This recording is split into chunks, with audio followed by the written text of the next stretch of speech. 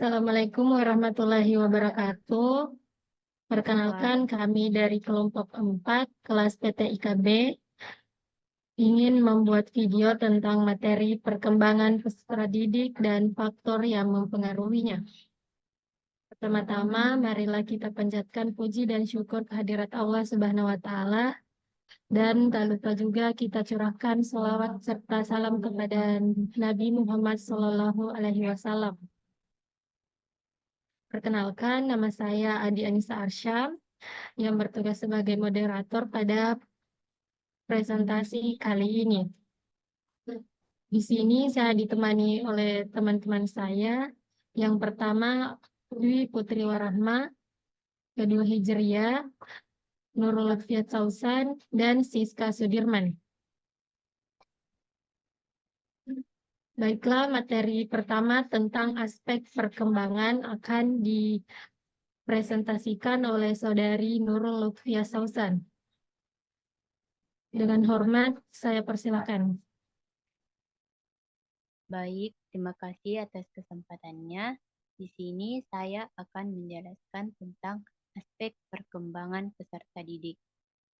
Pada masa remaja adalah tahapan perkembangan yang pada umumnya dimulai sekitar usia 13 tahun.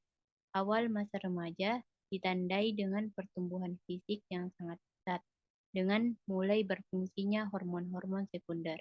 Pada permulaan masa remaja, pertumbuhan fisik yang sudah menyerupai manusia dewasa ini tidak diikuti dengan perkembangan fisik yang sama pesatnya.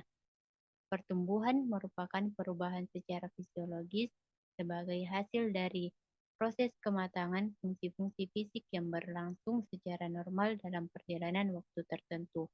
Perkembangan adalah proses perubahan kualitatif yang mengacu pada kualitas fungsi organ-organ jasmani dan bukan pada organ jasmani tersebut, sehingga penekanan arti perkembangan terletak pada penyempurnaan fungsi psikologis yang termanifestasi pada kemampuan organ fisiologis. Adapun aspek-aspek perkembangan peserta didik yaitu yang pertama, perkembangan fisik. Ini mencakup syaraf, otot, kelenjar, endokrin, dan struktur fisik lainnya. Kedua, perkembangan inteligensi. Yang ketiga, perkembangan emosi. Keempat, perkembangan bahasa. Kelima, perkembangan sosial. Keenam, perkembangan kepribadian. Ketujuh, perkembangan moral. Dan terakhir, perkembangan kesadaran beragama. Itulah tadi penjelasan dari saya kembalikan kepada moderator.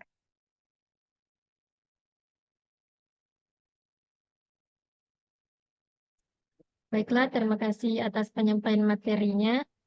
Kemudian materi tentang faktor yang mempengaruhi akan dibawakan oleh Saudari Dwi Putri Warahma. Dengan ini saya persilakan.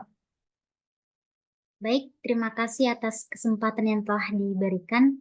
Di sini saya akan menjelaskan faktor apa saja yang mempengaruhi perkembangan. Yang pertama ada faktor internal. Faktor internal yaitu faktor yang ada dalam diri seseorang itu sendiri, yang meliputi pembawaan dan potensi psikologis tertentu yang turut mengembangkan dirinya sendiri. Adapun beberapa macam faktor internal yaitu masa konsepsi atau pembukaan ovum oleh sperma, kedua, masa dalam kandungan, dan ketiga, pengaruh gen terhadap kepribadian. Selanjutnya ada faktor fisiologis. Faktor-faktor fisiologis adalah faktor-faktor yang berhubungan dengan kondisi fisik individu. Faktor-faktor ini dibedakan menjadi dua macam, yakni pertama ada keadaan tonum jasmani dan kedua fungsi panca indera. Sekian dari saya kembalikan kepada moderator.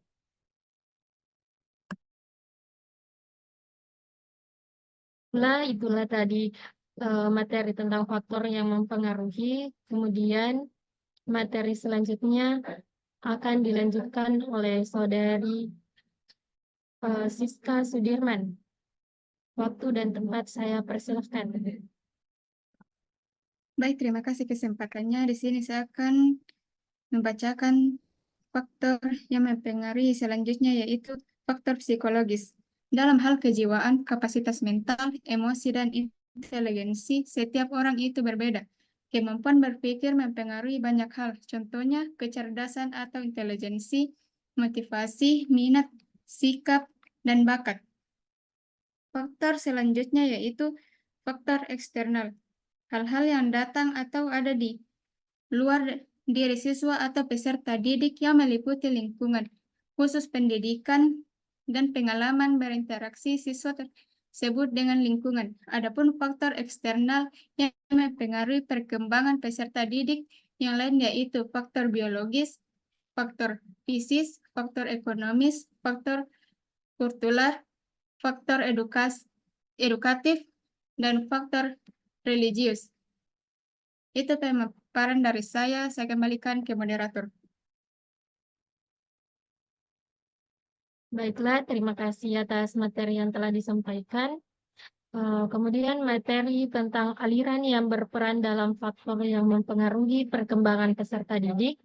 Ini akan dijelaskan oleh Saudari Hijeria. Waktu dan tempat saya persilakan. Baik, terima kasih atas waktu yang diberikan kepada saya.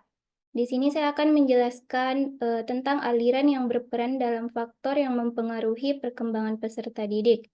Yang pertama, aliran Navitisme. Tokoh aliran Navitisme adalah Schopenhauer. Ia adalah filosof Jerman yang hidup pada tahun 1788 dan wafat pada tahun 1880. Aliran ini berpandang bahwa perkembangan individu ditentukan oleh faktor bahwa sejak lahir.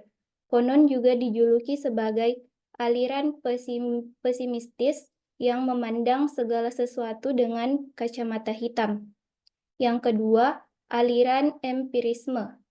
Tokoh aliran empirisme adalah John Locke, filosof Inggris yang hidup pada tahun 1632 dan wafat pada tahun 1704, yang menyebutkan bahwa anak yang lahir ke dunia seperti tempat putih yang bersih. Yang ketiga, aliran konvergensi. Tokoh aliran konvergensi adalah William Stem. Ia seorang tokoh pendidikan Jerman yang hidup pada tahun 1871 dan wafat pada tahun 1939. Aliran konvergensi merupakan kombinasi dari aliran Navitisme dan empirisme yang berpendapat bahwa anak lahir di dunia ini telah memiliki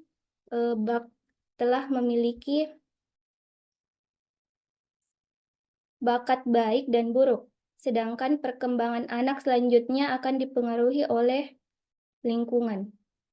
Sekian dari saya kembalikan ke moderator. Terima kasih atas materi yang telah disampaikan. Selanjutnya, di sini saya akan membacakan tentang kesimpulan pada presentasi kali ini. Perkembangan adalah perubahan yang dialami oleh individu atau organisme menuju tingkat kedewasaannya yang berlangsung secara sistematis. Peserta didik adalah komponen manusiawi yang menempati posisi sentral dalam proses belajar mengajar. Perkembangan peserta didik adalah bagian dari pengkajian dan penerapan psikologis perkembangan yang secara khusus mempelajari aspek-aspek perkembangan individu yang berada pada tahap usia sekolah dan sekolah menengah. Baiklah, itulah presentasi kami dari kelompok 4. Ingin mengucapkan terima kasih kepada semua yang telah mendengarkan presentasi kami hari ini.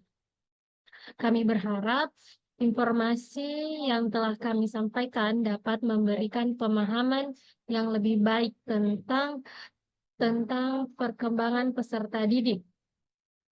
Kami juga ingin mengucapkan terima kasih kepada pihak-pihak yang telah membantu atas dukungan dan bantuan mereka dalam penyusunan materi kami ini.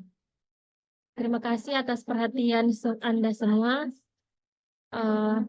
Inilah presentasi kali ini.